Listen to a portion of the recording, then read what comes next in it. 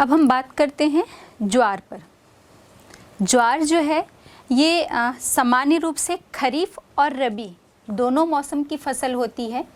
और हम बात करें खाद्यान्न फसल के रूप में तो हम देखते हैं कि गेहूं और चावल के बाद ज्वार जो है ये भारत की महत्वपूर्ण खाद्यान्न फसल है। लेकिन पूरे प्रायद्वीपीय भारत की ये सबसे महत्वपूर्ण जो है खाद्य पदार्थ कहें हम या खाद्यान्न फसल है। चूँकि ये एक मोटा अनाज है इसलिए इसकी जो कृषि है ये सामान्य वर्षा वाले क्षेत्रों में बिना सिंचाई के भी की जा सकती है। हम इसके उत्पादन से संबंधित भौगोलिक दशा की बात करें तो देखेंगे ज्वार के उत्पादन के लिए लगभग 25 से 30 डिग्री सेल्सियस तापमान की आवश्यकता होती है। जब ये पौधा उगता है तो 50 सेंटीमीटर की आवश्यकता होती है और जहाँ कहीं भी जिन क्षेत्रों में 100 सेंटीमीटर से अधिक वर्षा होती है वहाँ पर ज्वार की कृषि करना संभव नहीं होता है। मिट्टी की हम बात करें तो जलोढ़ और चिकनी मिट्टी ज्वार के उत्पादन के लिए सबसे अधिक उपयुक्त होती है। लेकिन इसके अलावा भी अगर कहीं दोमट मिट्टी, बलुआ सहित जो और अन्य कई प्रकार की मिट्टियाँ मिलती हैं वहाँ पर भी ज्वार का उत्पादन किया जा सकता है। हम देखें महाराष्ट्र है, कर्नाटक और मध्य प्रदेश, ये तीनों राज्य मिलकर पूरे देश का लगभग 80% ज्वार जो है वो उत्पादन करते हैं। ज्वार की प्रमुख किस्मों की जब हम बात करते हैं तो देखते हैं CSV1, CSV7, CSH1 और CSH8 ये जो हैं ये ज्वार की महत्वपूर्ण किस्में हैं जो भारत में उत्पादित की जाती हैं। सबसे बड़े उत्पादक की हम बात करें तो सबसे बड़ा उत्पादक भारत में महाराष्ट्र राज्य है और इसके बाद क्रमशः कर्नाटक और तमिलनाडु का स्थान है। इन तीनों राज्यों के अतिरिक्त जो अन्य उत्पादक राज्य हैं उसमें राजस्थान है, आंध्र प्रदेश, मध्य प्रदेश, उत्तर प्रदेश, गुजरात और हरियाणा, यहाँ पर भी ज्वार का उत्पादन प्रमुखता से किया जाता है। ज्वार के बाद हम देखते हैं अब बाजरा। बाजरा जो है ये एक प्रमुख रूप से खरीफ फसल है और हम यदि मोटे अनाजों की बात करें या मोटे खाद्यान्न फसलों की बात करें तो ज्वार के बाद बाजरा जो है ये दूसरा महत्वपूर्ण मोटा अनाज है जिसे भोजन के रूप में प्रयोग किया जाता है और साथ ही साथ इसे पशुओं के चारे के रूप में और छप्पर बनाने में भी बाजरे का प्रयोग किया जाता है। ये बाजरा जो है ये देश की शुष्क जलवायु वाली फसल है। अब भौगोलिक दशाओं के विषय में बात करें तो इसके उत्पादन के लिए लगभग 25 डिग्री से 30 डिग्री सेंटीग्रेड तापमान की आवश्यकता होती है। 40 से 50 सेंटीमीटर वार्षिक वर्षा आवश्यक होती है और मिट्टियों में हम देखें तो हल्की जो बलुई मिट्टी होती है और इसके साथ ही साथ काली और लाल मिट्टी में भी इसका बहुत अच्छी तरह से बाजरे का उत्पादन किया जाता है। भारत का लगभग आधा उत्पादन बाजरे का अकेले राजस्थान में किया जाता है या राजस्थान से प्राप्त किया जाता है और इसके अतिरिक्त राजस्थान के अलावा हम देखेंगे कि महाराष्ट्र हैं, उत्तर प्रदेश हैं और गुजरात, यहाँ पर भी प्रमुखता से बाजरे का उत्पादन किया जाता है। बाजरे की प्रमुख किस्मों के विषय में बात करें तो हम देखते हैं कि बाबापुरी, मोती और HB3 और HB4 जो है इसकी प्रमुख किस्में हैं। बाजरे के बाद देखते हैं हम मक्का। मक्का जो है ये एक मोटा अनाज है जिसे मनुष्य भोजन के रूप में प्रयोग करता है और इसे पशुओं के चारे के रूप में भी प्रयोग किया जाता है। महत्वपूर्ण भौगोलिक दशा के विषय में बात करें तो देखते हैं तापमान लगभग 25 से 30 डिग्री सेंटीग्रेड तापमान की आवश्यकता होती है। 50 से 80 सेंटीमीटर औसत वार्षिक वर्षा चाहिए इसके उत्पादन के लिए और नाइट्रोजन युक्त जो गहरी दोमट मिट्टी है वो इसके उत्पादन के लिए सर्वाधिक अनुकूल होती है। पूरे भारत में सबसे अधिक उत्पादन कर्नाटक में किया जाता है और इसके बाद हम देखते हैं कर्नाटक, मध्य प्रदेश और बिहार का स्थान आता है। तो ये हो गए मोटे अनाज या मोटी खाद्यान्न फसलें। अब दलहन फसलों के विषय में बात करते हैं हम। दालें जो होती हैं वो दालों में प्रोटीन की प्रचुर मात्रा होने के कारण ये जितने भी शाकाहारी होते हैं, शाकाहारी भोजन लेने वाले लोग होते हैं, उनके लिए ये प्रोटीन का प्रमुख स्रोत होने के कारण उनके भोजन का मुख्य या प्रमुख भाग होता है। हम सभी को मालूम है जैसे कि दाल जो है वो एक फलीदार पौधा होता है और फलीदार पौधा होने के कारण ये जो वायुमंडल में नाइट्रोजन उपस्थित होता है उसे ये नाइट्रोजन योगीकरण करके प्रत्यक्ष रूप से प्राप्त कर लेता है। और चूँकि इसमें नाइट्रोजन ये प्रदान करता है भूमि को, इसलिए ज़मीन में या मृदा में नाइट्रोजन की उपलब्धता हो जाती है और इसके कारण प्राकृतिक रूप से उस स्थान की मृदा का उपजाऊपन जो है वो बढ़ जाता है। भारत के लगभग सभी भागों में ऐसे दाल का उत्पादन किया जाता है, लेकिन हम अधिकतम उत्पादन की बात करें तो दक्कन का पठार है, मध्य पठारी भाग है और इसके साथ ही साथ उत्तर पश्चिम के जो शुष्क भाग या स्थान हैं उन क्षेत्रों में भी दालों का उत्पादन किया जाता है। पूरे देश में जितनी भी फसलें उत्पादित की जाती हैं या उसके कुल बोए गए क्षेत्र का लगभग 11% जो है वो दालों का होता है। और हम भारत में देखेंगे कि जो अधिकांशतः जो दालें होती हैं वो अन्य फसलों के साथ शस्यावर्तन करके उगाई जाती हैं ताकि उन क्षेत्रों में मृदा का जो उपजाऊपन है वो बढ़ जाए। मतलब पहले चावल उगा लिया, फिर दालों का उत्पादन कर लिया, या गेहूं का उत्पादन, उसके बाद फिर दालों का उत्पादन कर लिया, तो नाइट्रोजन मिलने के कारण उस स्थान की मृदा की जो उर्वरता है वो क्रमशः बनी रहती है। हम भारत में देखेंगे तो चना और अरहर या हम जिसे तुअर भी कहते हैं, ये भारत की महत्वपूर्ण दालें हैं। हम बात करते हैं चना के विषय पर। तो चना जो है ये उपोष्ण कटिबंधीय क्षेत्रों की फसल है।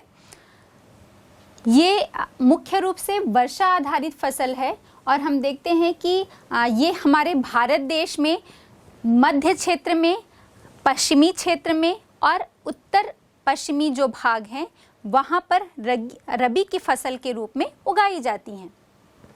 चूँकि ये रबी की फसल है इसलिए हमें पता है रबी की फसल जो है लगभग सितंबर से नवंबर के मध्य में इसकी बुआई की जाती है और फरवरी से अप्रैल के बीच में इसकी कटाई कर ली जाती है। हम भौगोलिक दशा के विषय में बात करें तो देखते हैं तापमान 20 डिग्री से 25 डिग्री सेंटीग्रेड तापमान की आवश्यकता होती है और लगभग 40 से 50 सेंटीमीटर वार्षिक वर्षा इसके लिए आवश्यक होती है। सबसे बड़ा उत्पादक या हम कहें कि सर्वाधिक उत्पादन करने वाला जो राज्य है वो मध्य प्रदेश है और ये पूरे भारत का जितना भी दाल उत्पादन होता है उसका लगभग 41 या 41% जो उत्पादन है वो मध्य प्रदेश करता है। इसमें जो प्रमुख जिलों की हम बात कर लें तो हम देखते हैं विदिशा है, भिंड, मुरैना, इसके साथ ही साथ जबलपुर, होशंगाबाद जो है यहाँ पर प्रमुख रूप से दालों का उत्पादन किया जाता है। दूसरा स्थान भारत में राजस्थान का है और राजस्थान जो है वो लगभग 13% उत्पादन करके भारत में दूसरे स्थान पर है। और यहाँ पर हम देखते हैं गंगानगर, अलवर के साथ झुंझुनू और हनुमानगढ़, यहाँ पर प्रमुख रूप से दाल का उत्पादन होता है। भारत में तीसरा स्थान महाराष्ट्र का है और महाराष्ट्र लगभग 11.56% पूरे देश के उत्पादन का करता है। यहाँ पर औरंगाबाद, नासिक, नांदेड़ ये जो हैं महाराष्ट्र के प्रमुख उत्पादक जिले हैं या स्थान हैं। और इन तीनों राज्यों के अतिरिक्त हम देखेंगे कि आंध्र प्रदेश, उत्तर प्रदेश, छत्तीसगढ़, गुजरात हो गया, बिहार, ओडिशा और पश्चिम बंगाल, यहाँ पर भी प्रमुख रूप से दालों का उत्पादन होता है। भारत में चने का उत्पादन 1970-71 में हम देख रहे हैं 52 लाख टन उत्पादन हुआ है चने का, जो 2000-2001 में इसमें कमी आई है और ये 38.6 लाख टन हो गया। 2011-12 में इसमें पुनः वृद्धि देखने को मिलती है जो 77 लाख टन हो गया है और 2013-14 में 95.3 लाख टन, 2014-15 में इसका उत्पादन 71.7 लाख टन हुआ है चने का उत्पादन। अगली जो महत्वपूर्ण दाल है तुअर, या जिसे हम अरहर भी कहते हैं, ये भारत की दूसरी महत्वपूर्ण दाल है और मुख्य रूप से ये खरीफ की फसल होती है। लेकिन हम देखेंगे कि जहाँ पर जो कम ठंडे क्षेत्र होते हैं वहाँ पर ये रबी की मौसम के रूप में भी इसका उत्पादन किया जाता है। ज्वार, बाजरा, रागी, कपास, मूंगफली, इन सभी फसलों के साथ इसे शुष्क फसल के रूप में या फसल संयोजन के रूप में उगाया जाता है। भौगोलिक दशाएं तो तुअर या अरहर के उत्पादन के लिए लगभग 20 से 25 डिग्री सेल्सियस तापमान की आवश्यकता होती है, 40 से 50 सेंटीमीटर वार्षिक वर्षा चाहिए और दोमट मिट्टी जो होती है इसमें इसका सबसे अच्छा उत्पादन या सबसे अधिक उत्पादन जो है वो प्राप्त किया जाता है। भारत में इसके उत्पादन की हम बात करें तो महाराष्ट्र जो है ये पहले स्थान पर है और पूरे भारत का लगभग 1/4 उत्पादन जो है वो महाराष्ट्र में किया जाता है। यहाँ पर यवतमाल, अमरावती, वर्धा और नागपुर ये प्रमुख क्षेत्र हैं जहाँ पर अरहर का उत्पादन होता है। दूसरा स्थान मध्य प्रदेश का है। मध्य प्रदेश जो है वो लगभग 18.4% अरहर का उत्पादन करता है और यहाँ पर होशंगाबाद, बैतूल, नरसिंहपुर, छिंदवाड़ा और देवास और सीधी जो हैं ये महत्वपूर्ण क्षेत्र हैं अरहर के उत्पादन के। इन महाराष्ट्र और मध्य प्रदेश के अलावा भारत में कर्नाटक हो गया, गुजरात, झारखंड, आंध्र प्रदेश और उत्तर प्रदेश में प्रमुख रूप से अरहर का उत्पादन किया जाता है। अब हम देखते हैं भारत में तुअर का उत्पादन। भारत में तुअर का उत्पादन 1970-71 में 18.8 लाख टन, 2000-2001 के दौरान 22.5 लाख टन, जो बढ़कर 2011-12 में 26.5 लाख टन हो गया है और इसमें पुनः वृद्धि देखने को मिलती है 2013-14 के दौरान और ये बढ़कर 31.7 लाख टन हो गया है और 2014-15 के दौरान इसमें थोड़ी कमी देखने को मिल रही है जो उत्पादन घटकर 27.8 लाख टन हो गया। तो ये हो गई दलहन फसलों की बात। अब हम देखते हैं तिलहन फसलों के विषय में। तिलहन फसलें जो होती हैं हमें पता है बच्चों, आप जान रहे हैं कि तिलहन फसलों से तेल प्राप्त किया जाता है और तिलहनों से जो तेल निकलता है उसका प्रयोग हम घरों में खाना बनाने के लिए, दवाइयाँ बनाने के लिए और अलग अलग उद्योगों में हम बात करें तो जैसे साबुन हो गया या मशीन का तेल या पॉलिश और मोमबत्ती, इस प्रकार के उद्योगों में भी इन तिलहन फसलों से निकलने वाले तेल का प्रयोग किया जाता है। तिलहनों से तेल निकालने के बाद जो खली बच जाती है, ये खली जो है वो पशुओं के लिए एक पौष्टिक आहार का काम करती है। अब हम देखें कि जिन क्षेत्रों में या जिस भूमि में जैसे दलहन फसलें लगाने से नाइट्रोजन की पूर्ति होती थी, उसी प्रकार इन तिलहन फसलों को लगाने से भी उस भूमि में नाइट्रोजन जो है वो बढ़ता है और साथ ही साथ उस पूरी भूमि की जो मृदा होती है, मिट्टी होती है, उसकी उर्वरा शक्ति में वृद्धि हो जाती है। अब हम देखते हैं कि प्रमुख तिलहन फसलें कौन कौन सी हैं। तो उसमें हम बात करते हैं, पहला है मूंगफली। मूंगफली जो है ये एक ब्राज़ील मूल का पौधा है, मतलब ब्राज़ील जो है वो इसकी जन्म स्थली है। और भारत की हम बात करें तो भारत की ये एक महत्वपूर्ण तिलहन फसल है। कुल उत्पादन में जो है 50% और उससे भी अधिक जो उत्पादन है वो मूंगफली का किया जाता है। मूंगफली की गिरी में प्रोटीन और विटामिन ये बहुत प्रचुर मात्रा में होती है। इसीलिए हम ये देखेंगे कि सस्यावर्तन जो किया जाता है फसलों में, इसके लिए ये बहुत ही उपयोगी होती है। मिट्टी को नाइट्रोजन तो इससे मिलता ही है।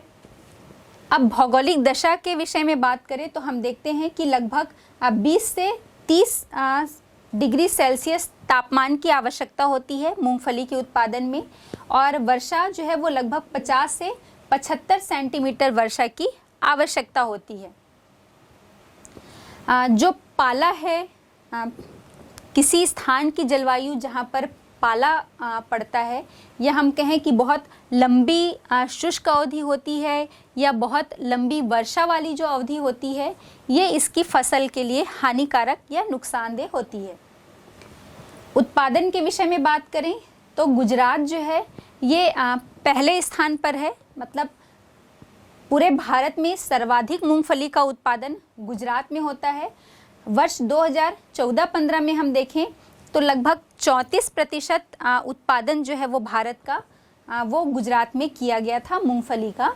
और इसके जो प्रमुख क्षेत्र या प्रमुख जिलों की हम बात करें तो हम देखते हैं कि जूनागढ़ है, जामनगर, अमरेली, राजकोट, भावनगर और सूरत यहाँ के महत्वपूर्ण क्षेत्र हैं जहाँ पर मूंगफली उत्पादन किया जाता है।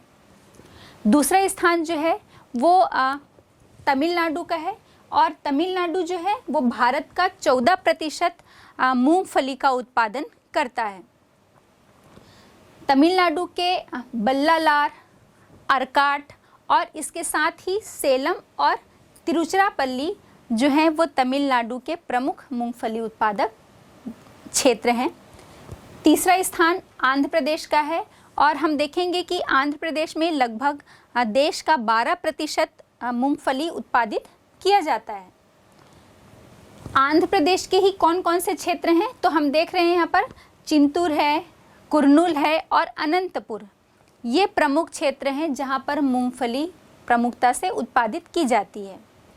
अब गुजरात, तमिलनाडु और आंध्र प्रदेश, इन 3 राज्यों के अतिरिक्त अन्य उत्पादक जो राज्य हैं वो आपका कर्नाटक है, महाराष्ट्र है, मध्य प्रदेश है और राजस्थान है, जहां पर प्रमुख रूप से मूंगफली का उत्पादन होता है। भारत में मूंगफली का उत्पादन 1970-71 में लगभग 61 लाख टन उत्पादन हुआ था मूंगफली का, जो बढ़कर 1990-91 में 75.1 लाख टन हो गया। 2011-12 में 69.6 लाख टन है। 2012-13 में 47.0 लाख टन हुआ, और इसमें लगातार वृद्धि हमें मिल रही है, जो 2014-15 में बढ़कर 65.6 लाख टन हो गया है। हमने बात की थी तिलहन फसलों में कि 2 जो है वो प्रमुख तिलहन फसल हैं भारत के, पहला मूंगफली और दूसरा लाही, या हम जिसको तोरिया और सरसों भी कहते हैं। देखते हैं मूंगफली के बाद तोरिया और सरसों भारत के दूसरे महत्वपूर्ण तिलहन फसलें हैं। इनमें इन फसलों में तेल की जो मात्रा है वो 25 से 45% तक होती है, और हमें पता है इसका उपयोग जो है वो खाना बनाने के लिए, अचार डालने के लिए और अन्य बहुत सारे उपयोग जो हैं इनके किए जाते हैं। ये जो है तोरिया या सरसों, ये सामान्य रूप से हम देखेंगे कि गेहूं, जौ, चना, मटर आदि के साथ मिश्रित फसल के रूप में इन्हें उगाया जाता है। इन्हीं फसलों की भांति इसे हम देखते हैं सतलज गंगा जो मैदान है उसकी समशीतोष्ण जलवायु में ही ये पौधा जो है या ये फसल जो है वो अच्छी तरह से उत्पन्न होती है। और हम अपने दक्षिण भारत में देखें तो दक्षिण भारत की जो उष्ण जलवायु है ये इस क्षेत्र में यह फसल जो है वो बहुत उगती है, लेकिन इसकी अलग से जो खेती है वो बहुत कम होती है। इसे मिश्रित फसल के रूप में ही अधिकांशतया उगाया जाता है। तोरिया और सरसों का उपयोग जो है इसका लगभग 82% जो हिस्सा है या उत्पादन का 82% भाग तेल के लिए, 10% लगभग जो हिस्सा है वो खाद के लिए, 5% भाग जो है वो बीज के लिए उत्पादित किया जाता है और लगभग शेष जो 3% बचा उसे निर्यात कर दिया जाता है। तो ये हो गई अलग अलग फसलों के उत्पादन के विषय में बात। बच्चों, आपको बोर्ड परीक्षा के हिसाब से तैयार करना है कि हमने जितनी भी दलहन फसलें, तिलहन फसलें, खाद्यान्न फसलें या रेशेदार फसल की बात की है तो इनकी भौगोलिक दशाएं किस प्रकार की होनी चाहिए ये आपको पता होना चाहिए। उत्पादन में भारत का स्थान, सभी के लगभग 2 से 3 जो उत्पादक क्षेत्र हैं या उत्पादक राज्य जो हैं वो आपको याद होने चाहिए। जायद फसल क्या है, खरीफ और रबी फसल क्या है, हो सकता है इन्हें परिभाषित करने और इनके 2-2 उदाहरण सहित छोटे प्रश्नों के रूप में भी इसे पूछा जा सकता है। तो इस तरह से आपको इस पूरे चैप्टर को तैयार करना है।